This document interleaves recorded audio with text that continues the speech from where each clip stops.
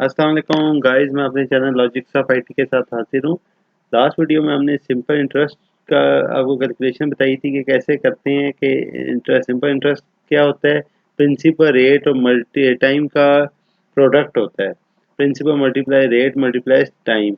अभी हम देखेंगे कंपाउंड इंटरेस्ट क्या चीज़ है। कंपाउंड इंटरेस्ट बेसिकली आपको बताता है कि आपने मुख्तलिफ टेन्योर में कैसे इंटरेस्ट को कैलकुलेट करना है। वो हम आपको लॉजिक समझा देते हैं जो हमारे व्यूअर्स को बिल्कुल इजी फील हो। ये देखें, ये जो सिंपल इंटरेस्ट रेट का फार्मूला था वो ये था।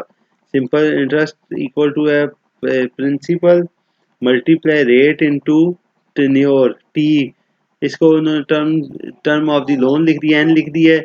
इंटरेस्ट रेट को आर की जगह उन्होंने आई लिख दी है। तो यहाँ पर उन्होंने सिंपल इंटरेस्ट को कैलकुलेट करने का सिंपल इंटरेस्ट चार्ज एट 5%, ये अमाउंट बता दी उन्होंने। यहाँ पर उन्होंने 3 ईयर्स बता दी। आपने क्या करना है, 9000 को मल्टीप्लाई करना है 5% से, मल्टीप्लाई 3 करेंगे तो आपको 1500 आंसर मिल जाएगा। कंपाउंड इंटरेस्ट रेट क्या होता है? कंपाउंड इंटरेस्ट में आप ये देखें, ए से उसने इसे एब्रीविएट किया है, मगर ए की जगह हम यहाँ पर सी आई लिखें। Compound interest equal to principal into 1 plus R. R क्या है? आपका इंटरेस्ट रेट आ गया। एंड यहाँ पर जो सिंप्लीफाइड फार्मूला उसमें यहाँ 100 आता है और ऊपर आपका टेन्योर आ जाता है। इन्होंने यहाँ मेंशन भी किया, फाइनल अमाउंट आ गया, इनिशियल प्रिंसिपल आ गया, इंटरेस्ट रेट आ गया, number of time interest applied per annum अगर आप निकालते हैं तो यहाँ 100 आएगा।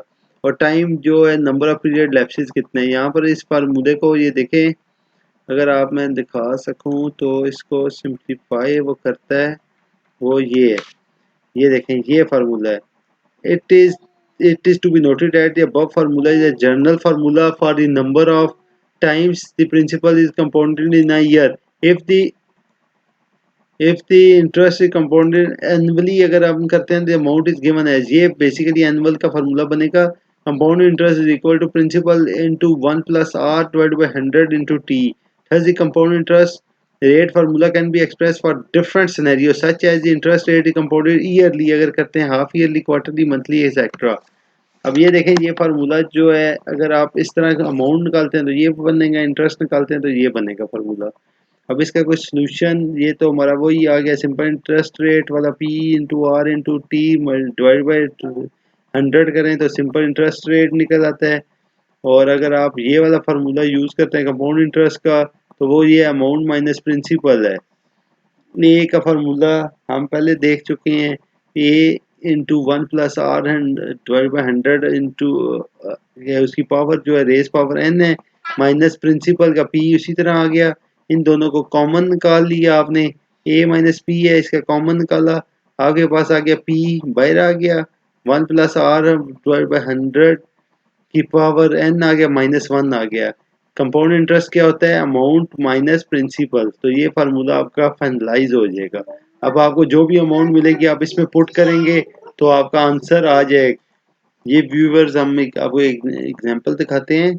ये अगर आप देखते हैं तो ये भी एग्जांपल है। Town had 10,000 resident in 200,000, its population decline at the rate of 10% per annum है। What will be its total population in 2005?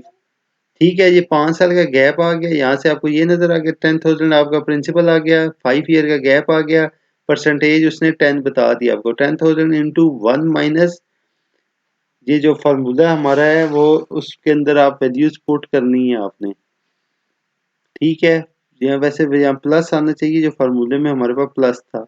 Plus R by 100 है, ऊपर पावर एन है। इसे कैलकुलेट करेंगे तो ये आंसर आएगा। यहाँ उन्होंने थोड़ी मिस्टेक की है, यहाँ प्लस का साइन आता है।